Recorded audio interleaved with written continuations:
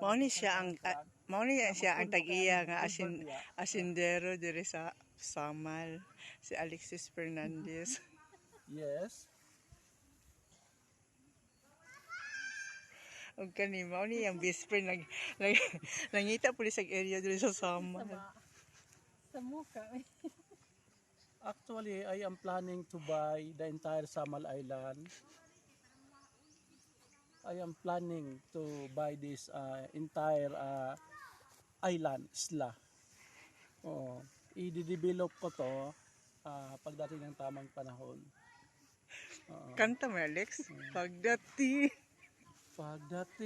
ng panahon.